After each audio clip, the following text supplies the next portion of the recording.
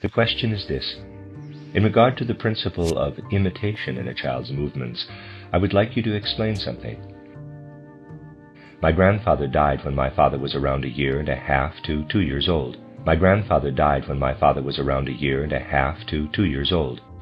Later, when he was about 45, my father visited one of my grandfather's friends, who was astonished at the similarity between my father's movements and gestures and those of my grandfather. What was the cause of this? Because of my grandfather's early death, it could hardly be a matter of imitation.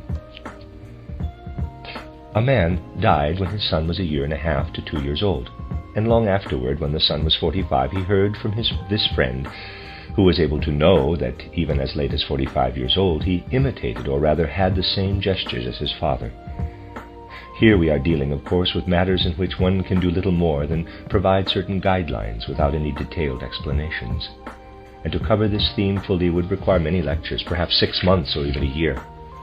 Many such questions are likely to arise, and it may be possible to answer them if they are presented, but I must point out that because of our limited time, there will be a certain lack of clarity which cannot be made clear unless it were possible to go into every detail fully. With reference to the question asked, I should like to offer the following remarks. If we consider the first period of a child's life between birth and the change of teeth, a child's organization works and develops in such a way that predispositions are incorporated into the organism. I described this yesterday as walking, including the general orientation of human beings, speaking, and thinking. And this is how events follow one another. Between the 1st and 7th year of life, children are organized so that they are concerned primarily with gesture. Between around the 7th to the 14th years, they are concerned with speech, as I explained yesterday. And approximately between the 14th and 21st years, they are organized so that they are concerned mainly with thinking. What thus appears in the course of 21 years is already taking shape as predispositions during the first period of life, between birth and the change of teeth. During the first third of the first period of life, or during the first 2 and a third years of life, the assimilation of gestures takes place. This includes walking freely without support, so that the arms and the muscles of the face can move in an expressive way. That is a general orientation and finding a living relationship to gestures and movements. The main development of children during this period is the development of gestures, which then continue to develop, but now something more intimate and inner is impressed into the speech organism. Even if a child has already spoken a few words, the experience of speech as predisposition does not occur before children are a little older than 2.5. The actual experience and feeling for speech is fully developed between the 7th and 14th year, but as predisposition it is present between 2 and a third and 4 and 2/3 years. Of course, this must be taken as an average. After that, children develop a faculty for the beginning of the inner experience of thought.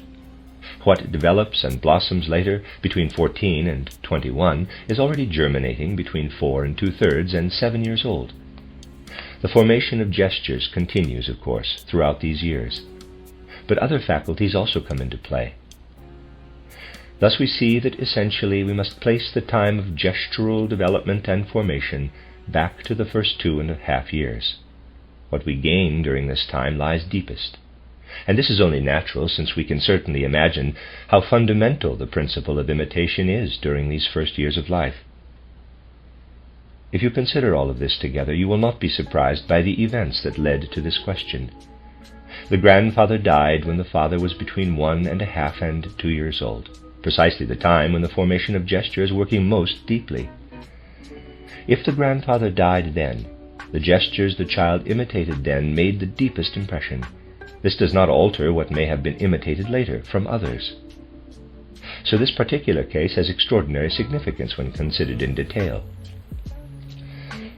Yesterday we tried to describe how, as children develop during the second period of life, between the change of teeth and puberty, they experience everything expressed through speech, in which the natural authority of the teacher must play a role.